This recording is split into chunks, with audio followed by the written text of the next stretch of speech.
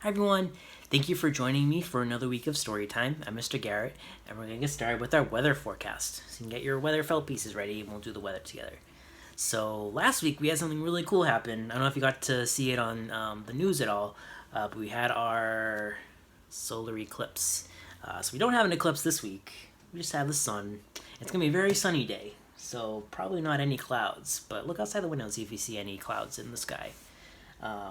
But we have a sun, a lot of blue sky, and of course, as always, our tree. So we put our tree. We have plenty of grass and plenty of leaves too.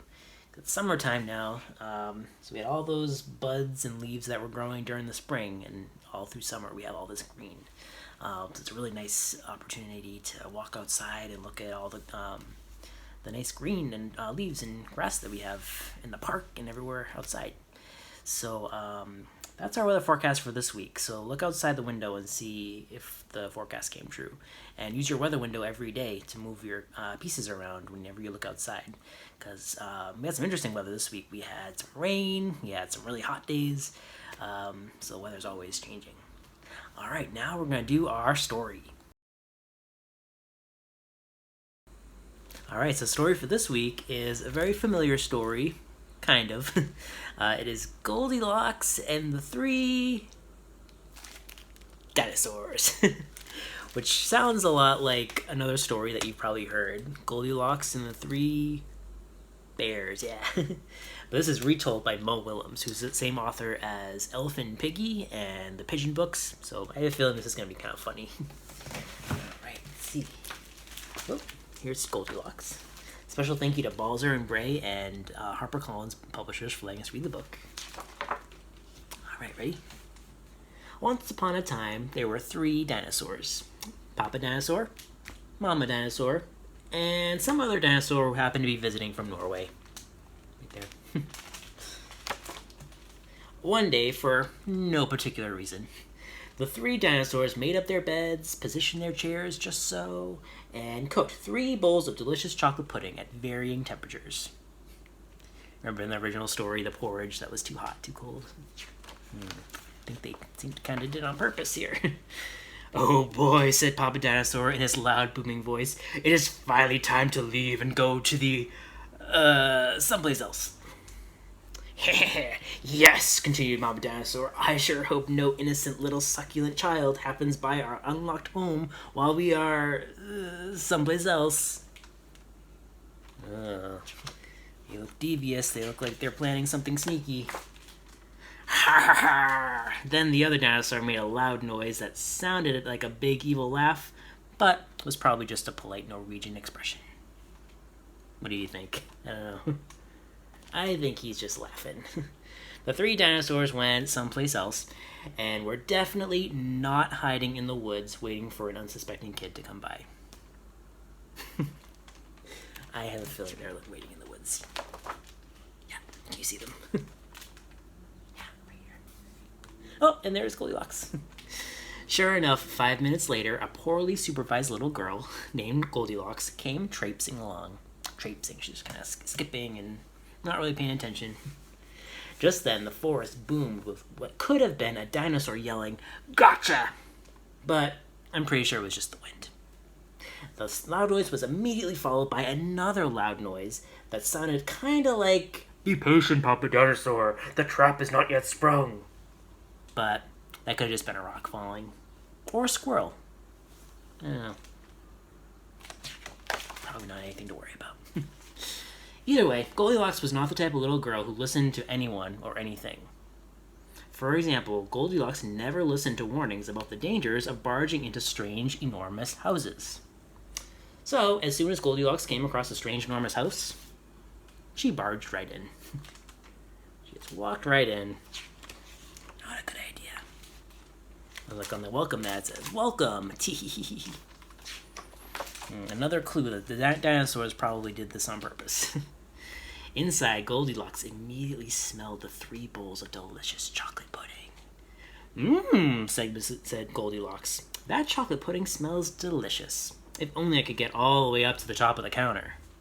Then Goldilocks noticed a very tall ladder that just happened to be there and certainly wasn't left on purpose. Who do you think left the ladder? The dinosaurs, yeah. Goldilocks climbed up the ladder and found herself face to face with 3 gigantic bowls of chocolate pudding. The first bowl of chocolate pudding was too hot, but Goldilocks ate it anyway because, hey, it's chocolate pudding, right? The second bowl of chocolate pudding was too cold, but who cares about temperature when you've got a big bowl of chocolate pudding? Not her. The third bowl of chocolate pudding was just right, but Goldilocks was on such a roll by now, she hardly noticed. She's like, give me the chocolate pudding. Ugh, how's she feeling now, you think? A little bit of a bellyache, maybe. Soon, Goldilocks was stuffed like one of those delicious chocolate-filled little girl bonbons, which, by the way, are totally not the favorite thing in the whole world for hungry dinosaurs. Tired and groggy, Goldilocks noticed 3 chairs in the living room, so she climbed down the ladder and walked out of the kitchen. The first chair was too tall. The second chair was too tall. But the third chair, is the third chair going to be just right? Was too tall. Goldilocks wasn't going to climb that high just to sit in some chair, so she hiked over to the bedroom. When she got there, Goldilocks noticed that the beds were also gigantically big. What is going on around here? Groaned the exhausted girl. The bears that live here must be nuts. Just then, the room filled with a loud, booming noise that was either a passing truck or a dinosaur gloating, "A few more minutes and she'll be asleep. Delicious chocolate-filled little girl bonbons are yummier when they're rested." Even a little girl who never listens to anyone or anything had to hear that, huh? Do you see anybody? Do you see the dinosaurs? Yeah, they're in the window right there. And I think she might be onto something. She's suspecting something. Goldilocks took a minute to stop and think, which was longer than she was used to stopping and thinking. Hey, she told herself, this isn't some bear's house. This is some dinosaur's house. Uh-oh. Say what you like about Goldilocks, but she was no fool. As quickly as she could, she ran to the back door and got out of there. Running away. What does this one say? It says, wipe your talons. Just then, a loud plane flew by, which sounded pretty much like a trio of dinosaurs yelling, "Now!" or "Charge!" or the Norwegian expression for chewy bonbon time. Suddenly and completely coincidentally, the 3 dinosaurs rushed through the front door. But they were too late. She's already gone. Look, she went out the back door. If you look really closely, too, who's in the picture here? A pigeon, yeah. Wonder if they know him. Maybe they're friends with the pigeon. Goldilocks was gone, and all that was left in the house were 3 disappointed dinosaurs. The end. Oh. And this guy's so disappointed he's crying. And the moral is, the lesson of the story is, if you ever find yourself in the wrong story, leave. Look what she found. The bears. She's like, so happy to see you. And they're probably like, this girl again. And the moral for the dinosaurs is, lock the back door. The end. And the back cover, we have all the possible titles that it could have been. So we have Goldilocks and the 3 weasels, Goldilocks and the 3 meatballs, Goldilocks and the 3 turkeys. And the author finally settled on dinosaurs. Or 3 bears. The end. Nice. All right, so now you can get your little bag out. We're going to do the activity together. If you don't have one of the bags from the library, you can get a piece of paper and some crayons. You can also grab some glue if you have it at your house, because we're going to make a picture together. All right, so in your bag this week, you'll notice that you have a couple familiar characters. We have our 3 dinosaurs from the story. So I didn't add the details yet, like the arms and the eyes and everything, so you can go ahead and do that if you want. And if you don't have these cutouts, you can start to draw your dinosaurs on your paper. So I'm gonna do the eyes like this. Get our characters all ready before we do the rest of our activity. All right, so I figured today we could do, think of other things that the dinosaurs have in their house that we could compare. So remember in the story, even though Goldilocks didn't really notice how the differences between the chairs because they were all really tall to her, to the dinosaurs there were differences. Some of them were probably a little shorter than the other ones.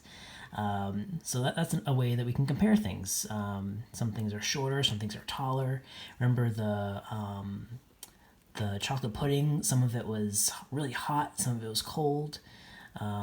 So we can think of ways to compare different things. So I'm going to do an example, and then you can think of your own that you want to do.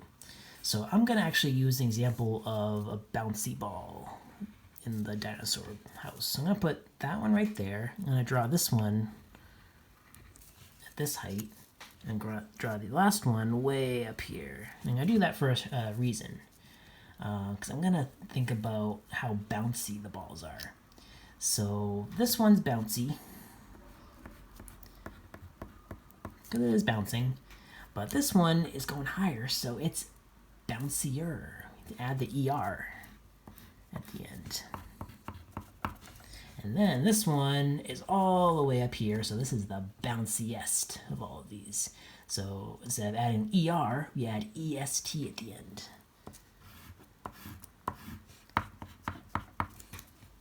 Here we go.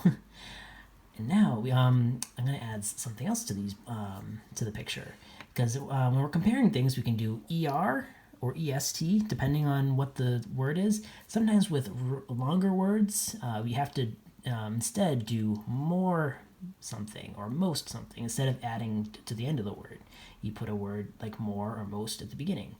So a word like colorful, which is a little bit longer, has more syllables, we'd have to do more colorful, most colorful. So I'm actually going to color that in like that. So I'm going to do the colorful one right here. I'm going to do two different colors. So I'm going to do like a magenta and a green. That's colorful. But more colorful would be magenta and a green and an orange and a blue. So that's more colorful. And then most colorful, we really have to make this really colorful. So I'm going to add some magenta, I'm going to add orange, and then some yellow, because we didn't have yellow in this one. I'm going to add the green again, and then we're going to do the blue, but then we're going to introduce a new color, purple, and I'm just going to keep going. I'm just going to make even more colors, save some more space. Here we go.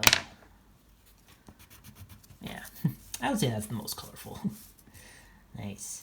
So bouncy, bouncier, bounciest. Colorful, more colorful, most colorful. So that's the general idea. So you can think of other examples of describing words, ways that you could describe the things that are in their house, and then make some things that are more than the last one.